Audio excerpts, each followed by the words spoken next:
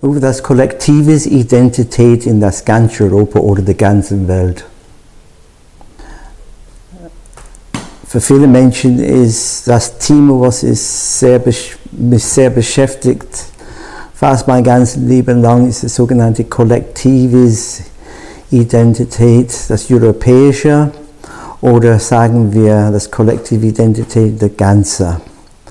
Warum haben wir heute zum Beispiel so viele Probleme? Warum hat die Welt immer wieder diese Art von Probleme, wo das übermäßige männliche Energie ist im Raum, wo Aggression und Krieg und alle diese Dinge stattfinden muss?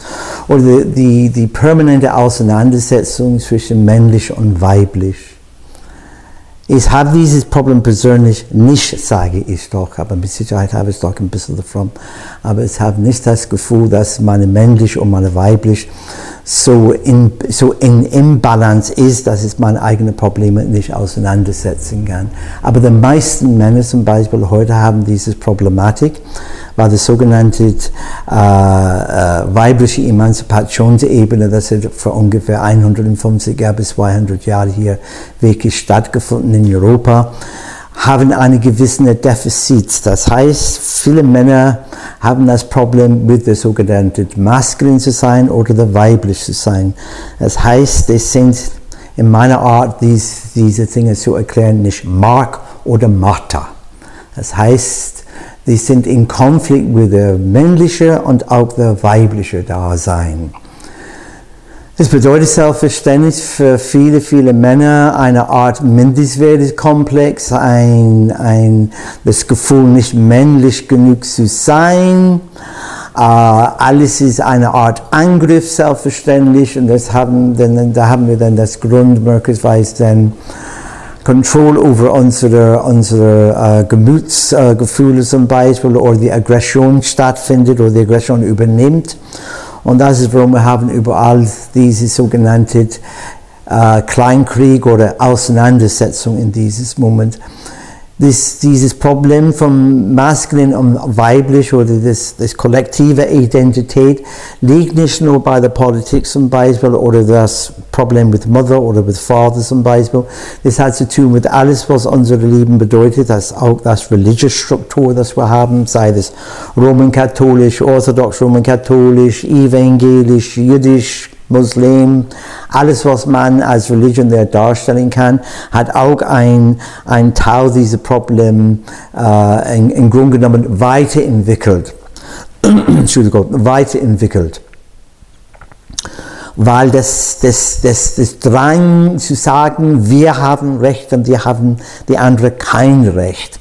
Unser Gott ist ein besserer Gott denn die andere zum Beispiel. Das jüdische Gott ist besser als das muslimische Gott, oder das muslimische Gott ist besser als das jüdische Gott. Das römisch-katholische Gott ist besser als die evangelische zum Beispiel. Wir haben eine Struktur in dieser Welt, in diesem Moment, dass es genauso war, zum Beispiel für die sogenannte jüdische Kultur für 4000 Jahre, für die sogenannte christliche Kultur für 2000 Jahre. Das heißt, die Menschen haben in manche Dinge im Grunde genommen überhaupt nichts geändert oder verändert oder geändert. Der immer noch beschäftigt mit eine primitive Energie oder eine Energie, das hat dann immer geführt in Frieden oder einfach in Krieg. Die Krankheiten, die wir heute haben zum Beispiel, besonders auf der männlichen Ebene, das hat auch damals immer wieder gegeben, selbstverständlich, aber das meiste Problem bei den Männern heute ist irgendwo ein Sexualdefizit zum Beispiel, die sogenannte Impotenz, Prostataprobleme zum Beispiel, Prostatakrebs, Blasenkrebs, Nierenkrebs. Alle diese Krankheiten, was es hat zu tun, dass die Männlichkeit oder das männliche Sein ist angegriffen. Warum ist es angegriffen? Weil in diesem Moment unser Hauptproblem, zum Beispiel, wenn wir reden nur über Männer und Frauen, ist, Frauen meinen selbstverständlich, diese sogenannte ausgeglichen zu sein oder der gleiche Wert für das männlich und das weiblich. Eine sehr liebevolle Person hatte mir gesagt, wenn ich sehr jung war, Du darfst nicht eins vergessen, lieber Peter, es gibt nur einen Mann oder eine Frau auf dieser Erde. Das Mann ist ein Mann und das Frau ist eine Frau. Ein Mann verändert das nichts. Viele Leute verstehen nicht, was ich meine, wenn ich das sage. Eine Frau ist eine Frau und ein Mann ist ein Mann. Das kann man nicht verändern. Wir können nur die innerliche Struktur verändern.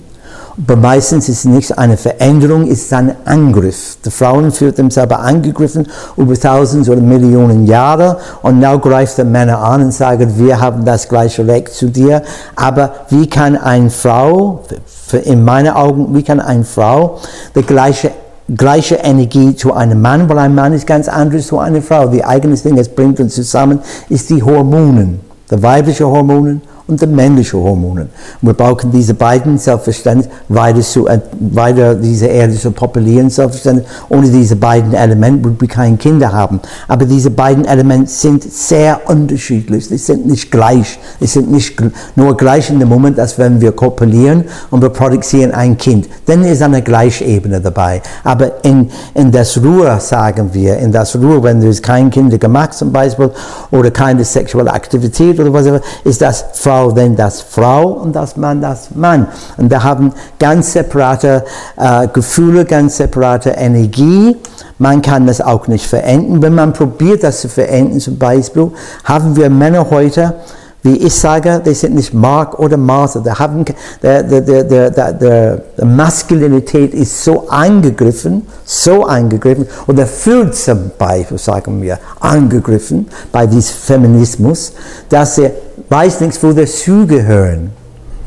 Mit dieser Art von Problem, Selbstverständnis, ich würde nichts zum Beispiel sagen, dass die Männer muss rumlaufen wie die Männer damals für Millionen Jahren zum Beispiel mit einem Stock in der Hand und alle Menschen klopfen. Das meine ich nicht. Ich meine, dass der Rolle des Mannes und der Rolle des Frau sind zwei separate Ebenen und wir können im Grunde genommen nur das Rolle, das die beiden annimmt, Mann oder Frau, verbessern, insoweit ist man akzeptiert das Weibliche und das Weibliche akzeptiert das Männliche. Und nicht immer über diese sogenannte Polarisation und Vergleichung und Pipapo, das im Grunde genommen bringt nichts. Wir sehen dieses Problem now in der Welt, dass die Männer haben das nötig zu kämpfen, Krieg zu machen. Man muss fragen, warum die Männer diesen Bedarf hatten, dieses Wunsch, Krieg zu machen. Die Frauen sagen selbstverständlich sofort, nein, das ist unnötig. Und die Frauen sagen selbstverständlich, wenn wir hatten die Macht in unserer Hand, wir würden das ganz anders machen, wir würden das mit Sicherheit besser machen. Die Männer sind in diesem Dilemma heute, weil der Maskulinität in der letzten, sagen wir, kann man sagen, in den letzten 500 Jahren, ist massiv unter Druck. Erstens ist es erwartet, dass die Männer etwas, was Besonderes schaffen kann, beweisen kann, tun kann. Die müssen auch zeigen, die sind Männer, keine Männer. Die müssen Schmerz überleben oder überwinden, die müssen Macht in der Hand ausüben im Pipapo. Und da haben wir dieses Dilemma, dass in der letzten, sagen wir, minimal, last 150 Jahre, kommt die Frauen zum Beispiel, das weibliche Energie, und wird das Energie in den Männern, das für 1000 Millionen Jahre, eine natürliche Energie, Stück für Stück abnehmen. Und vergleichen them selber mit der männlichen Energie. Und das für mich ist ein fatales Fehler, dass die Frauen meinen, man kann der Energie vergleichen zu der männlichen Energie, wie die Männer, wenn wir probieren, der Energie zu vergleichen mit der weiblichen Energie. Das ist nicht machbar. Und so dieser Satz von dieser wunderbaren Person, wenn es ein Kind war, ein Mann ist ein Mann und eine Frau ist eine Frau. Und das kann man nicht verändern. In keines Wegs. Es bleibt so und es will immer so bleiben. Aber bis die Menschen das akzeptiert, dass wir diese männliche und weibliche muss nicht immer so, es kann aber so. Ineinander, sagen wir, mischen. Da haben wir dann sagen wir, eine männliche, weibliche Energie, das gesund ist, aber nicht immer das, diese immer anklopfen, immer eine einander zu angreifen. Wenn die Männer das verstehen und die Frauen das verstehen. Es kann das Rolle einer Frau nicht spielen, weil es hat keine weiblichen Hormone. Das zum Beispiel macht es möglich für mich, ein Baby zu haben. Und wie die Frauen kann nicht die Rolle eines Mannes übernehmen, weil wir haben dieses exzessives Hormon, männliche Hormon nicht in sich. Die sind Frauen. Ich bin ein Mann. Wir müssen akzeptieren unsere Rolle im Leben, wie wir sind geboren. Das große Problem in diesem Moment ist, wir haben das politische Dilemma in diesem Moment. Die Männer haben so viele Fehler über hunderte und hunderte und möglicherweise tausende von Jahren gemacht. Immer Krieg auf die einfachste Ebene zu entwickeln. Oder meinen, wir müssen immer Krieg führen. Dann kommen die Frauen.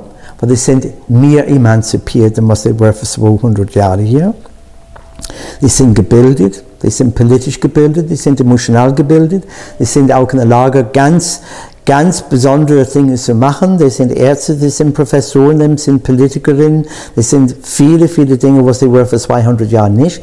Die haben ausgebrochen aus der Sklaverei, der Feminismus, das damals existiert hat. Die sind now frei, selber zu entwickeln. Und wir sehen, dass wir haben wirklich gute Frauen, das wirklich richtige Entscheidungen treffen. Zum Beispiel, wenn wir nehmen unsere Frau Merkel in dieses Moment oder zum Beispiel die eiserne Frau Margaret Thatcher zum Beispiel aus Großbritannien, und Golda Meir zum Beispiel aus Israel. Denn für mich diese drei Frauen haben gezeigt, da haben etwas aufgenommen.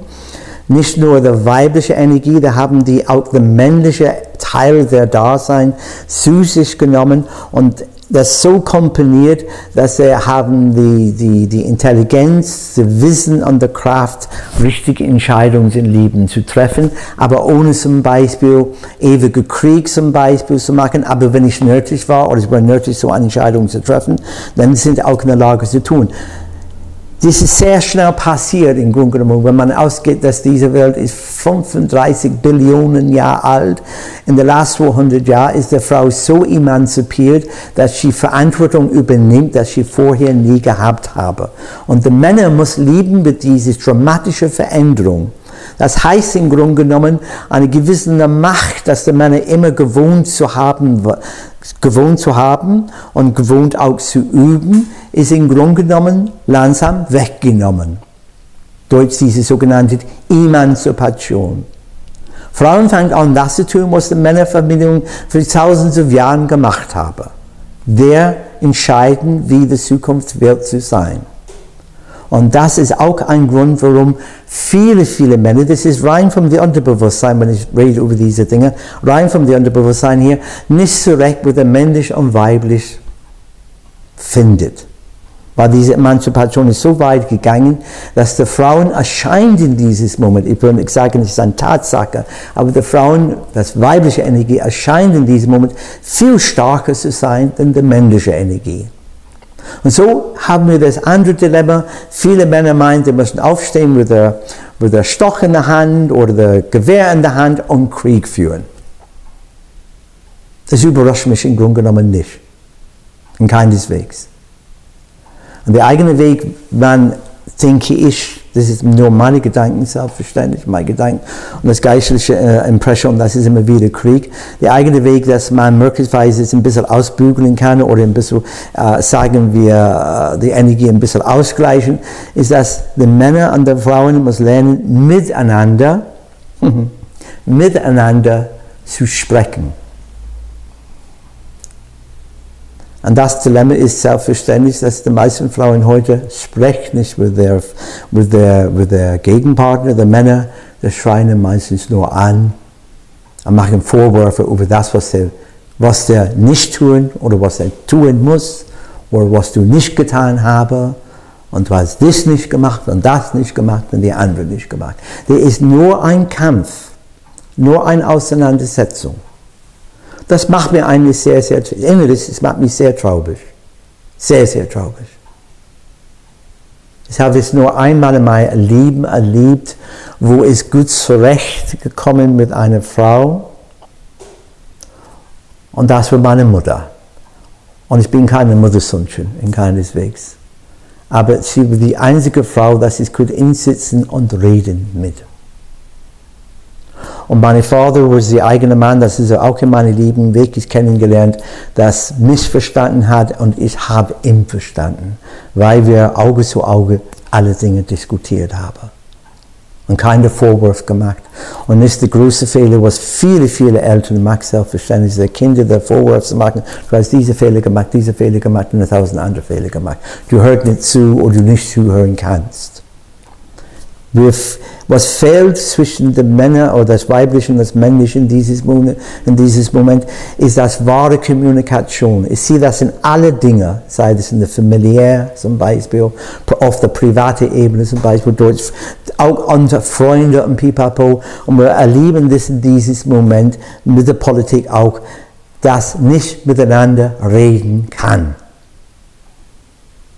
Und zu verstehen zum Beispiel, dass nur diese Aggression, was ist being gezeigt in diesem Moment, ist der Untergang einer, sagen wir, ausgeglichenen Gesellschaft. Ich glaube aber gleichmäßig, dass wir nie schaffen, auf dieser Erde so ein Paradies zu haben, dass die Menschen untereinander so ausgeglichen wird, das glaube ich nicht.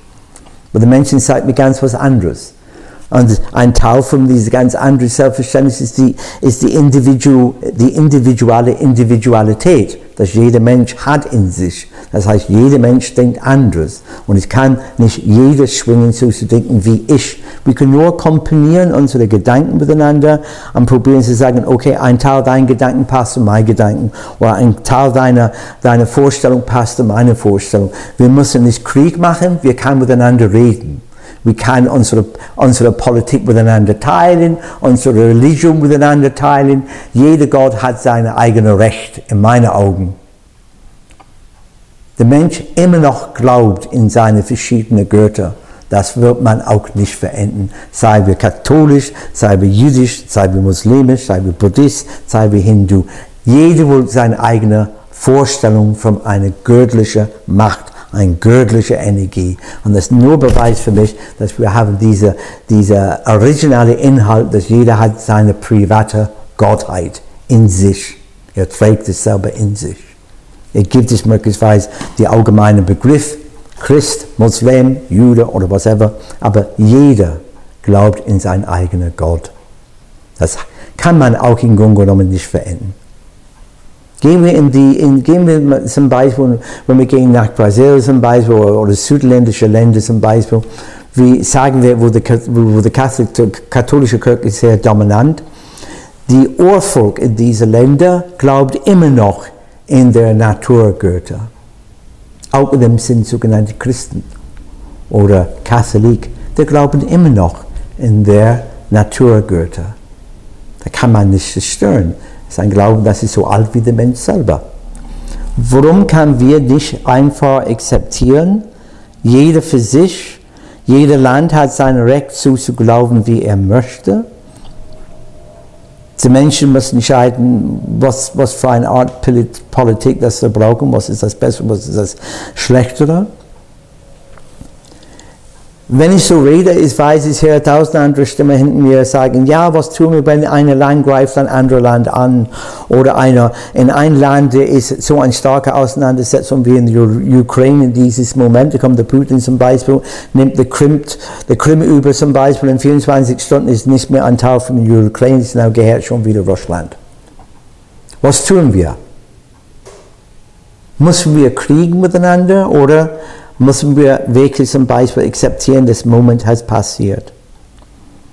Es gibt keine direkte Lösung. Ich kann keine direkte Lösung im Raum stellen für die Menschheit in diesem Moment. Ich kann nicht sagen, wenn du das machst und das machst und das machst, dass möglicherweise würden wir dann das Frieden haben. Ich glaube nicht, dass die Menschen ist in der Lage, wirklich friedlich miteinander permanent zu leben. Die Auseinandersetzung ist vorgeplant sowieso durch unsere eigenen Emotionen, durch unsere eigene Vorstellung für manche Dinge. Manche kann diskutieren, zum Beispiel Politik, ohne aufgeregt zu sein und zu explodieren. Manche kann über Religion die gleiche tun, zum Beispiel zu diskutieren, ohne zu explodieren. Meinen, doch, ich habe mein Recht, die andere hat keine. zu reden oder zu diskutieren untereinander, ohne dass wir haben das nötig, jemand anderes zu klopfen. Das heißt für mich einfach, in einem einfachen Satz, die Meinung, die andere zu probieren, zu akzeptieren. Die Meinung. Selbstverständlich habe ich meine politischen Gedanken, habe ich meine politischen Motiven, habe ich auch meine religious Gedanken, meine religious Motiven. Aber ich habe gelernt zu sagen zu mir selber, das sind etwas, was hat zu tun mit mir. Ich bin überzeugt durch das, was ich habe gemacht in meinem Leben und die Erlebnisse, das ich gehabt in der geistlichen Welt, sagen wir vom Jenseits oder die 5. Dimension. Man nimmt das als die Engelwelt. Ich habe von beiden vieles gelernt. Dass jeder Mensch, der stirbt, im Grunde genommen ist gleich. Und alle, das sterben, wird nicht alle, manche will kein Problem haben, wenn sie sterben und will zum Beispiel, wie es ist sehr oft gesagt, der Platz im Jenseits finden. Aber viele will sterben zum Beispiel mit großen Problemen. Das Lebensablauf zum Beispiel, die Politik, das Religion, wird in dieses Moment widersprochen. Sagen wir ein sogenanntes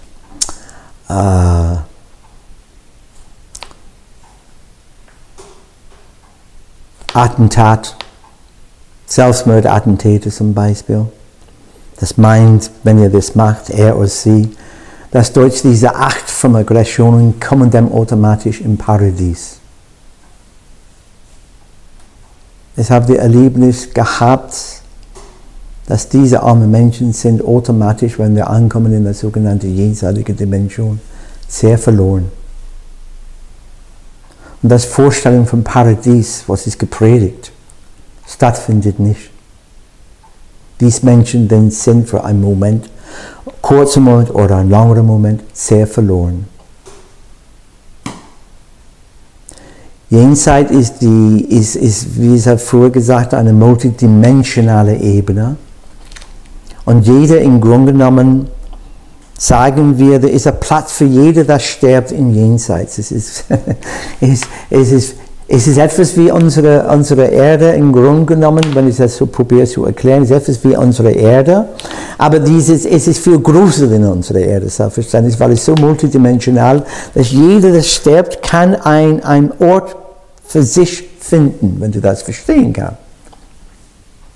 Wie ein kleines Häuschen oder ein Stück Land, wenn er endlich zurechtkommt mit seinem Tod.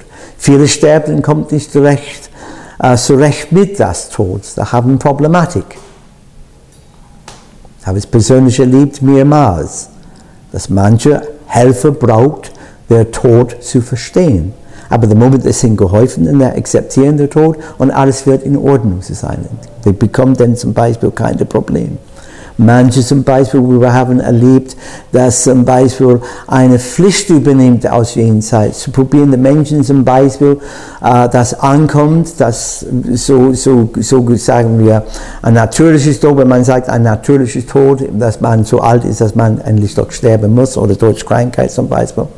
Aber auch durch dieses unnötige Kriege zum Beispiel, nehmen wir dieses Flugzeug in dieses Moment aus Malaysia zum Beispiel, das 2 Stück, oder das letzte zum Beispiel, fast 300 Menschen, sterben plötzlich ohne, sagen wir,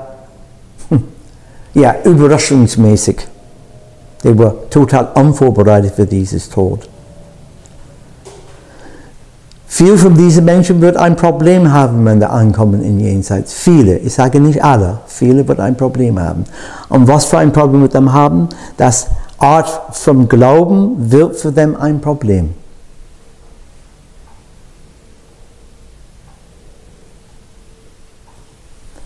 Wie wird das Tod für diese Menschen sein? Wird das Tod so sein, wie wir haben es gelernt von den Priestern zum Beispiel oder religiöse Struktur, oder wird es zum Beispiel, wie ich das weiß, wird ganz anders sein?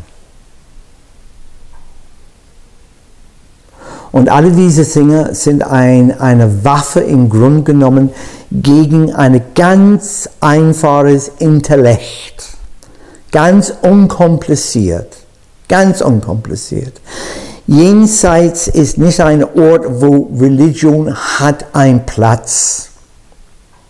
Es ist ein Ort, wo man endlich kapieren kann oder endlich kapieren will oder endlich sehen will, dass alles, was wir möglicherweise auf dieser Erde gelernt hat, was Religion angeht, im Grunde genommen ist nur eine Fantasiewelt. Wenn ich das sage, selbstverständlich, viele Menschen muss sagen, was redet ihr da? Dann redet ihr gegen Religion. Ich rede nicht gegen Religion. Jeder braucht ein göttliches Element. Jeder. Aber dieses göttliche Element, was man aufnimmt, muss eine individuelle Sache für den Mensch selber. Ich habe das mehrmals gesagt, wenn ich in ein göttliches Macht glaube, dann glaube ich doch, weil ich habe diesen Weg persönlich gefunden zu dieses Glauben in diese göttliche Macht.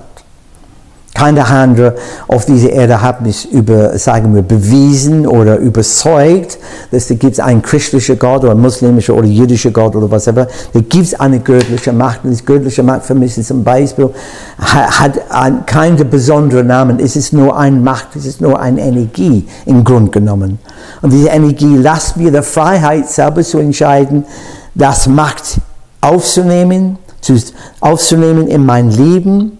Das bedeutet zum Beispiel, ich habe das auch probiert sehr oft zu erklären, jeder Mensch ist geboren mit seiner individuellen Moral, wenn du das verstehen kannst. Es ist eine persönliche Moral. Und das persönliche Moral hat mir zum Beispiel gesagt, ich habe kein Wollen, einen Mensch ohne Grund zu weh zu tun oder umzubringen. Ich habe keine Lust nach die Besitz jeder andere Mensch oder andere Menschen, weil er möglicherweise mehr hat dann ich. Ich habe es viel gern, zum Beispiel friedlich umzugehen mit den Menschen ohne eine Auseinandersetzung. Ich probiere mit ganzen Liebe im Körper und Geist den Menschen zu zeigen, es gibt einen besseren Weg. Und das göttliche Energie, was ich fühle, manchmal auch sehe durch die Natur selbstverständlich, mehr durch die Natur, und auch der Menschen manchmal, aber nur manchmal, durch die Natur, dann weiß ich, dass diese Macht, diese göttliche Macht ist da und es auch versteht uns als Menschen und gibt uns eine sehr freie Hand zu bewegen und zu denken und zu entscheiden. Aber diese freie Hand bedeutet nicht, dass wir immer kämpfen müssen, einen Krieg führen müssen und einander töten, Flugzeuge in die Luft zu springen, weil es passt einfach oder es war, wie ich vermute wird zu sein, es war ein sogenannter Unfall. Unwissentliche Menschen haben rumgespielt und diese Flugzeuge in der Luft muss explodieren. Das könnte ich mir vorstellen, ist die nächste Antwort zu diesem Problem in Ukraine in diesem Moment. Aber ich habe probiert, über die Jahre, bin ich dann 72 Jahre alt, ich habe probiert, vom Alter von ungefähr 6 Jahre alt, habe es probiert, dieses Dilemma oder diese Problematik zu verstehen. Ich habe nie ein Problem in meinem Leben mit einem sogenannten göttlichen Element. Für mich ist es einfach da, aber das ist nicht mein persönlicher Besitz. Es ist nicht sagen wir das recht zu sagen, es gehört nur zu mir. Diese göttliche Energie ist da für jeder. Und jeder muss einen Weg finden, diese göttliche Macht für ihn selber oder sie auseinanderzusetzen. Wie beeinflusst diese Energie das persönliche Leben, meine persönliche Entscheidung? Wie es umgeht mit mir selber, wie es umgeht mit meinen Kindern, wie es umgeht mit der Tierwelt, der Natur zum Beispiel und alle diese Dinge. Bin ich bereit, innerlich zuzuhören, was das göttliche Macht eigentlich zu mir und jeder sagt? Die Freiheit zu denken und selber zu entscheiden, sei ich doch ein Mann oder eine Frau.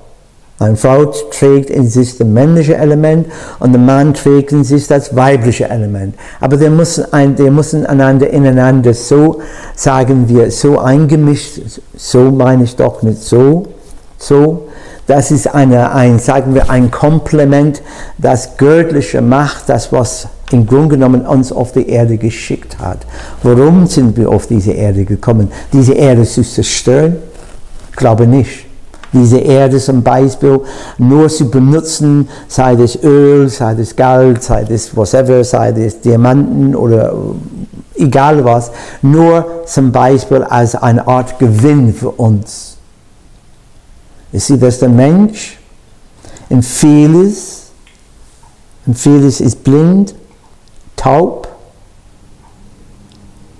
ist automatisch extrem aggressiv, sehr oft ohne Grund. Und es bestätigt für mich selbstverständlich das Thema, was wir haben angefangen damit, im Grunde genommen, das weiblich-männliche Element, die weibliche-männliche Identität. Wir können lieben miteinander, wir können miteinander reden, wir können einander was tauschen. Männer und Frauen können eine wunderschöne sexuelle Energie miteinander tauschen. Es muss nicht Krieg, es kann auch Liebe sein. Und auch aus dieser wunderschönen, liebevollen Energie kommen dann möglicherweise gesunde Kinder auf diese Erde. Wie können wir erwarten, gesunde Kinder auf dieser Erde, wenn wir nur kämpfen miteinander, wenn wir nur aggressiv miteinander, nur das Wollen, irgendwo den Kopf zu klopfen? Kann keine gesunde Kinder auf die Erde kommen. Weil alle diese Dinge beeinflussen die zukünftige Welt. Ich kann nicht glauben, dass das Göttliche macht uns ein Schicksal gegeben oder einen sogenannten Karmic Weg gegeben, dass es wünscht, dass wir leiden, mit Absicht, dass wir leiden müssen. Das kann ich nicht akzeptieren, will ich auch nicht akzeptieren. Dass eine göttliche Macht sagt, du musst auf die Erde gehen und du musst leiden. Mir das Gefühl habe, dass wir eine Pflicht haben in uns, dieses Problem so auseinanderzusetzen, dass wir so entscheiden, dass wir nicht leiden müssen. Paradies kommt nie auf diese Erde, das ist schon klar. Paradies existiert, aber nicht auf unsere erdliche Dimension. Aber wir können vorstellen, zum Beispiel für uns, wenn man das vorstellen kann und vorstellen will, dass eine Art von Paradies existiert in uns. Und wenn wir das vorstellen können, dann möglicherweise können wir mehr friedlich miteinander umgehen. Wenn ich sehe, was die sogenannte europäische Kultur, Entschuldigung, in den letzten 600 Jahren gemacht hat, die Europäer nach Amerika gegangen, und die amerikanische Indien einfach das Land weggenommen. Und alles, was das Land bedeutet. Seine Minerale, sein Holz, die Natur, alles einfach weggenommen. Und auch im Namen Gottes. Und wenn ich das betrachte, dann schäme ich mich als Mensch zu sagen, ein Europäer zu sein. Wir haben dieses Land vergewaltigt. Jedes Land, was die Europäer übernommen hat, hat er das Land vergewaltigt. Er hat alles weggenommen, was ihm nicht eigentlich gehört. Und wir sind die Überintelligenz. Das kann ich auch nicht glauben. Ich sehe aber, dass wir untereinander now, weil das Europa ist nicht nur ein paar Länder nicht mehr, es ist viel, viel größer. Das Erde, was für uns für 1000 Jahre oder weniger denn 1000 Jahre ein sehr großer Ort, ist ja auch now ein sehr kleiner Ort. Wir reisen so schnell, dass unser Planet ist ungeheuer klein geworden. Ungeheuer klein geworden. Und wenn wir nicht aufpassen, ich mag diese Voraussage ungern, wenn wir nicht aufpassen, dann ich kann mir gut vorstellen, wie es ist mir gesagt, dass die nächsten 10 Jahre auf dieser Erde wird sehr, sehr schwer zu sein. Das heißt, wir haben nicht dringend diese männliche, weibliche Auseinandersetzung, sage ich, in Ordnung zu bringen. Nicht nur auf einer politischen Ebene, ich meine auf der gesundheitlichen Ebene selbstverständlich und das normale Ebene, das normale Familienebene. Überall sehe ich Menschen das machen. Bum, bum, bum, bum, bum, bum. Ich sehe kaum eine machen das. Und das macht mir eigentlich sehr traurig. Das macht mich so traurig, dass manchmal dann schreist du selber an, warum machst du deine Arbeit? Warum redest du mit den Menschen? Warum erklärst du diese Dinge? Aber das sieht, egal wie erwachsen die sind immer noch streitende Kinder. Da gibt es kaum eine Familie, dass man kann sagen, die sitzen da ein und diskutieren die Familienprobleme miteinander. Nein, das muss man schon ein bisschen hauen, dann geht es los. Ja, Frieden untereinander. Entschuldigung, Frieden untereinander. Ich bete für das jeden Tag, ich bringe es langsam zu Ende. Ich bete jeden Tag in der Hoffnung zum Beispiel, dass die Engels das haben, sagen wir, die Macht oder das Recht, in unser menschliches Schicksal so einzumischen oder irgendwo zu beeinflussen, dass eines Tages der Mensch wird seine Ohren und seine Augen aufmachen, wie der Meister damals gesagt, der das sieht, sehen kann, der das hört, hören kann. Und das ist mein letzter Satz. Der das sehen kann, sehen will, und der das hören kann, hören will. Hoffen wir.